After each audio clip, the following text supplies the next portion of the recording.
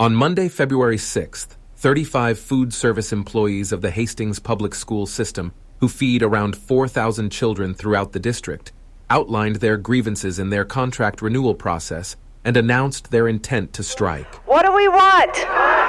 When do we want it? Now! They have since been picketing throughout Hastings and say they will strike until they receive a contract offer that equitably adjusts to the increased cost of living and inflation experienced over the last 2 years. I am here today to stand in solidarity with the Hastings nutrition staff workers who have decided to take a stand and file to strike. It's now time for Hastings Public Schools to show up for our food service workers and provide a fair and equitable contract because our kids are depending on it. One of the food service employees striking is Lori Pothoff, who has been working for the district for 6 years. The tough part today especially was knowing that was our last hot meal going out to them. She says inflation and rising food prices have made it difficult for them to make ends meet. Our bills are getting higher, and it's getting harder to pay. Sarah Rapp explained that wages have not matched the rise in expenses. Eggs are very expensive. Milk is doing a roller coaster.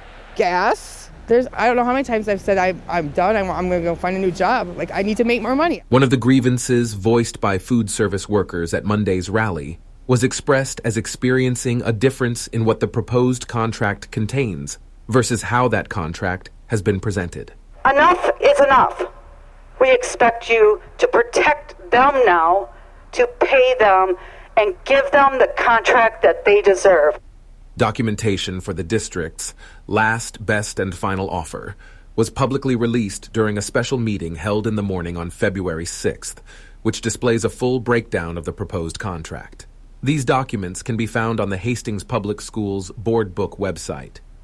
The striking workers are claiming this proposal is unfavorable for those who have been working in the school system the longest by not equitably increasing salaries. Each row of this document shows a food service employee's current classification level and step level, along with the current and proposed salary rates.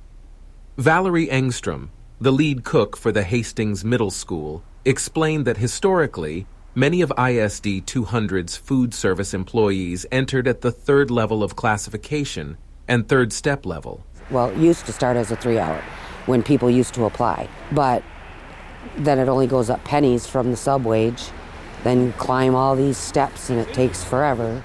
Steps refers to the workers' salary step increases, which are contractually specified lengths of time or milestones that affect when an employee's wage increases. Hastings Public School food service workers have typically moved up in step levels for each year they've worked within the school district. This document details how the current proposal intends to remove step levels 3, 4, and 5, while putting everyone within those levels, as well as any new hires, into step level 6. So what they're doing, they want to take off the bottom 3 steps. Some people have been there for over 20 years, and they want to give them 42 cents, but then bring people in all the way up here when they had to work that long to get it's not fair. It's just not fair. School food service workers say that the proposed contract does not uniformly increase employee salaries due to the contract primarily moving a number of newer employees into step level 6 versus increasing the wages of each current step level to a higher amount. Grab from all areas so it's more equitable for all of us, not just me or not just the long-term people. For all of us, we all worked hard. We all should get something that's fair and reasonable. They go on to say that this proposal leaves the district's longest employed food service workers receiving wage increases as little as 1.8 to 2% per year, and believe the amount that the district proposes to adjust for each step level is too little, amounting to around a 2.1% increase when looking at the same step level from year to year. 2.1% equals 35 cents on the dollar. People cannot live with these kind of wages. We reached out to the school district for more information and were provided this statement. The full statement can be viewed on our website at hastingstv.org. This is an excerpt from the statement. The district's final offer provides substantial pay increases, going as high as 31.2% spread over 2 years. Employees hired before January 1st, 2023, and making $18.32 per hour or less will see a minimum pay increase of 12.6% spread over 2 years, ranging from 12.6% to as high as 31.2%, depending on the employee's date of hire and current placement on the salary schedule. The starting salary will increase from $13.85 per hour to $15.04 per hour in the first year of the contract, and to $15.34 per hour in the second year.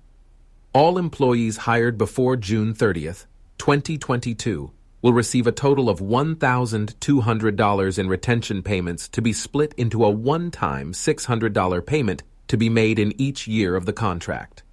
They're the lowest paid employees of the district. They have the shortest hours. They have the least amount of benefits. It costs the least amount of money for the district to pay them. Another grievance voiced during the rally was due to the proposed $1,200 retention payment and how it's being presented. Workers say this one-time payment is being calculated into what the school district is classifying as a pay increase, and the striking workers think this term has caused confusion in what people believe has been offered. And then when they calculate it and they make it all sound all wonderful, but then they're not telling everybody that they're including that one-time money as the wage increase, which really isn't the wage increase. So then the people that accepted the offer are like, oh, wait a minute, I thought I was getting so many dollars, but really I'm only getting this much. One document shows how a majority of the food service workers' projected pay increases during the next 2 years are coming from the $1,200 retention payment and not from increased wages. The workers we spoke to explained that they believe how the data is being presented by the district.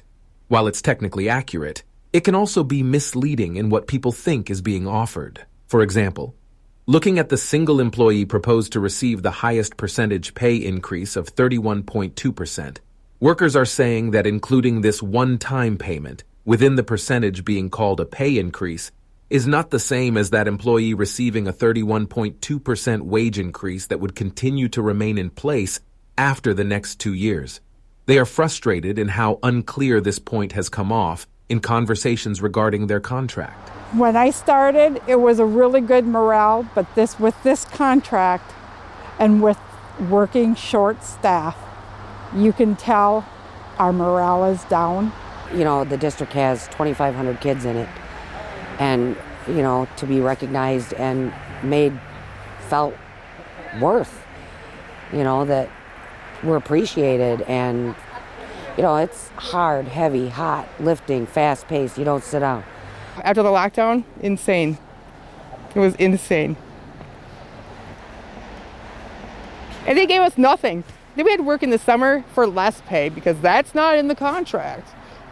So thanks, we appreciate that, thanks. That's the kind of appreciation they show. Despite the frustration felt by Hastings Public School food service employees over their contract renewal, they are hopeful that their demands will be heard and will soon find themselves back at work in our schools providing meals to Hastings students. Ideally, we would get called in to go tonight and it'd be something worth it. And we could just take it and then show up to work tomorrow. I don't want to see anybody leave because they could find a job somewhere else making more money. I feel the district could help us by keeping our loyal employees with us. Enough is enough. Respect us, protect us, and pay us. Thank you for coming.